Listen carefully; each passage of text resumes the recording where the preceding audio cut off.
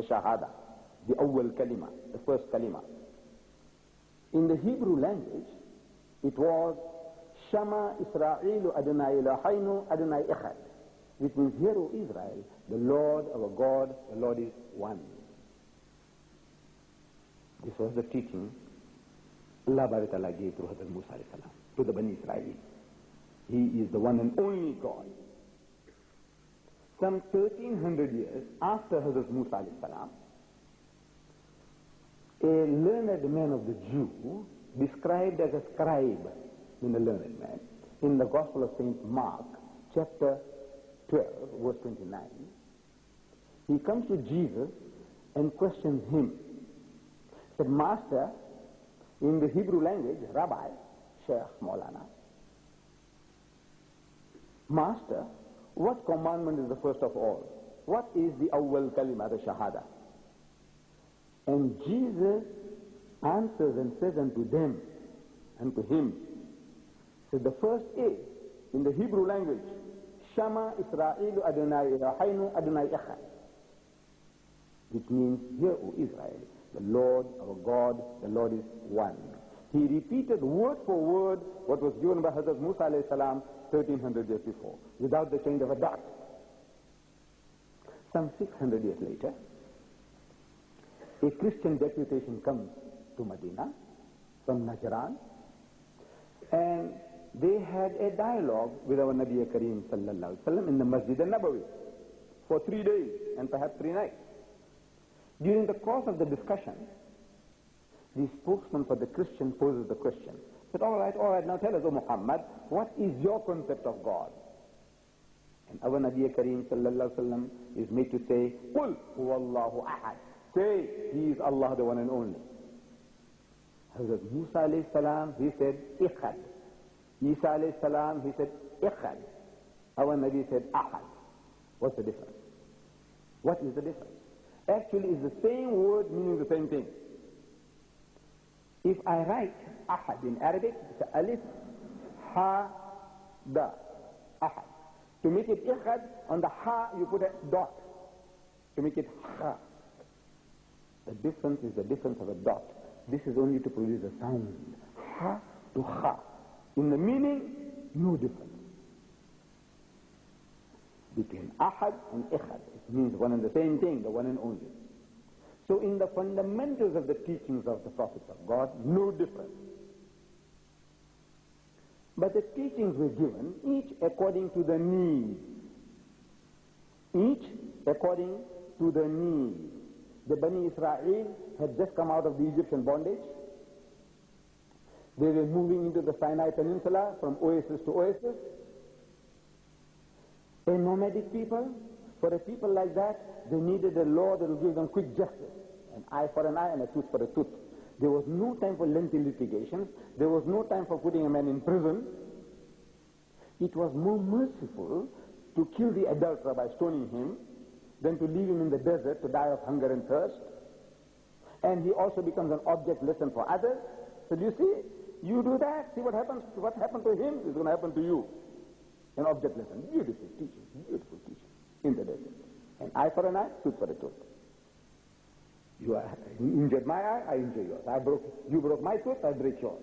Move on. There's work to be done. Beautiful law. A Jesus or a Muhammad, peace be upon them both, could not have done anything better in the wilderness. Instead of Hazrat Musa alayhi salam, it was Hazrat Isa alayhi salam. Could he given a better law? No. Instead of Hazrat Musa alayhi salam, it was Muhammad sallallahu alayhi wasallam. Could he have given a better law? No. This is coming from Allah according to the need. Each dispensation according to the need, Allah Ta'ala gave guidance.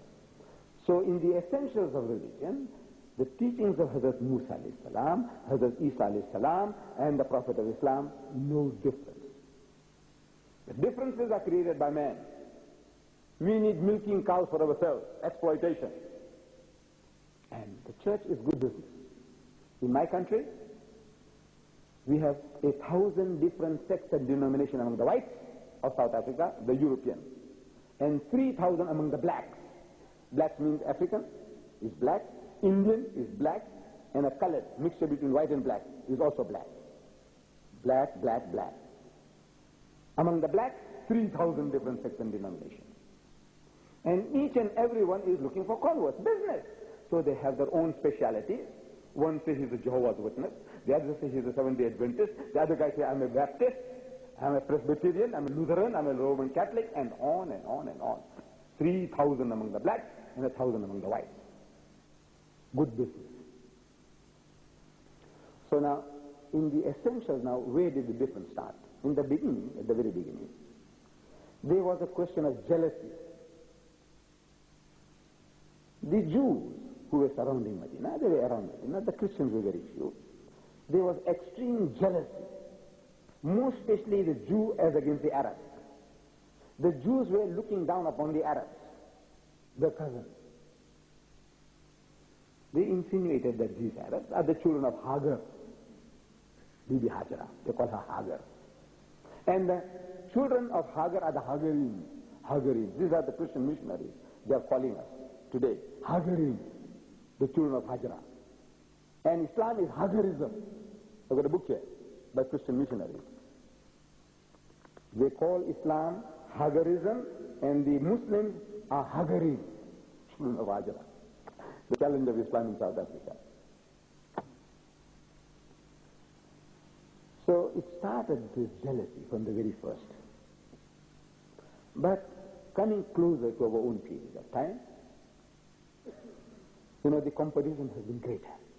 When the Christians started conquering our land, when we conquered Christian lands, we didn't force deen, we didn't even propagate. The proof of that is, after 800 years of rule in Spain, the Muslims ruled Spain for 800 years, they were kicked out to a man. Not one guy was left in that country to give the azan. Had they done anything at all, any kind of force, any kind of propagation, surely the situation would not have been that. After 800 years, not one person left in that country to give the azan. That's how successful we were in propagation, because we didn't do the job. More recently, see, I have stumbled across all this, more by accident. I didn't have any aspirations. I didn't want to study comparative religion. No, nothing. I left school. Having done my primary education, I left school to work in a country shop some 30 miles outside Durban at a place called Adams Mission Station, selling sugar and salt, flour, rice over the counter. Most of the workers with me, all schoolboys, just left school, cheap labor. Across the valley from the shop was this Adams Mission Station, Adams College. An American by the name of Adam, he started this college for training missionaries in that part of the world. These missionaries, whatever they learned, they came and practiced it on us in the shop. Whether they being given training or they had ready market for it, people on whom they can practice. So they came into the shop to buy the shopping, to buy something, and they said, Muhammad has so many wives. There's something strange. I never thought of anything. I never heard of anything like that.